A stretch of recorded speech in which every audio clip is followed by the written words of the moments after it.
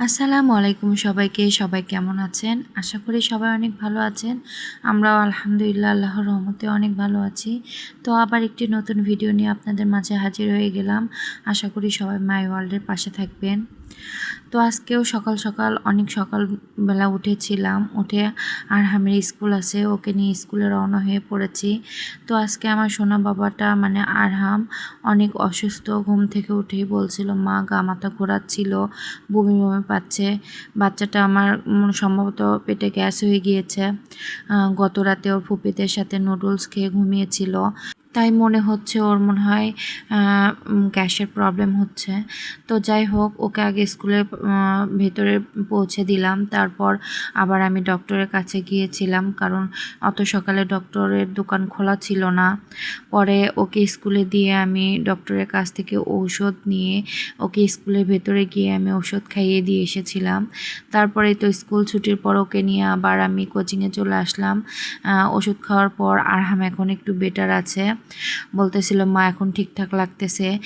তো ওকে নিয়ে আমি কোচিং ক্লাসে চলে এসেছি। এখান থেকে আবার আমি ওকে ওপরে নিয়ে যাব, নিয়ে যেয়ে খাওয়া দাওয়া করিয়ে আবার কোচিং ক্লাসে দিয়ে দেব। তারপর কোচিং শেষে দেখা যাক, আজকে বিকেলবেলা ওকে একটু ডক্টর দেখাতে হবে। তো আরহামকে আমি কোচিং ক্লাসে দিয়ে তো ওপরে এসে বসেছিলাম। সাদ সোনা পাখিটা খেলা করছিল। তো আলহামদুলিল্লাহ সাদ এখন অনেক ভালো আছে। সবাই মাশাল্লাহ বলবেন আর আমার বাচ্চার জন্য দোয়া করবেন। ওর তো 1 বছর হয়ে গেল।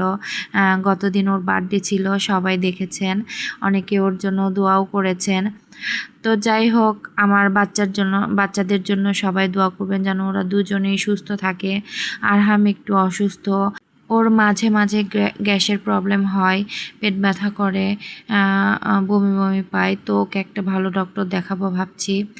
তো যাই হোক, তারপর বাসায় এসে তো দেখি আমার শাশুড়ি গরুর মাংস দিয়ে আলু ঘাটি করেছিল। সেগুলো আমি ভিডিওই নিতে পারি নাই। পরে অনেক রান্না করেছিল, বড় এক হাঁড়ি। তো সেগুলো অলরেডি খাওয়া হয়ে গিয়েছে। যে মুরগির মাংস রান্না করেছিল সেগুলো খাওয়া হয়ে গিয়েছে। আমি এটা রাত্রেবেলা ভিডিও নিচ্ছিলাম একবারে শেষ মুহূর্তে, যখন সবার খাওয়া দাওয়া হয়ে গিয়েছে, দুপুরে খাইছে, রাতের বেলা খাওয়া হয়েছে।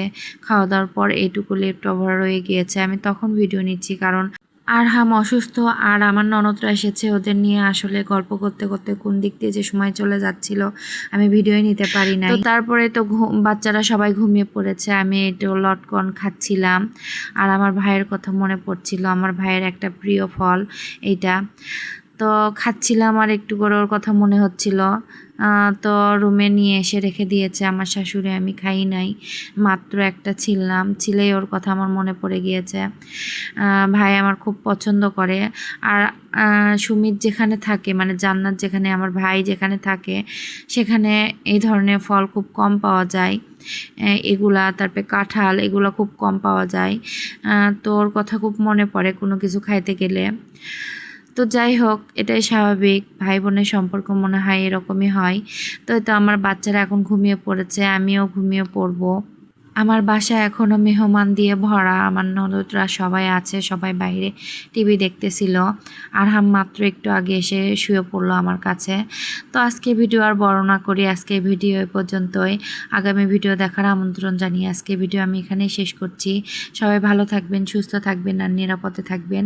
আর আমাদের জন্য দোয়া করবেন, আমরা যেন ভালো থাকি, সুস্থ থাকি আর নিরাপদে থাকি। আল্লাহ হাফেজ।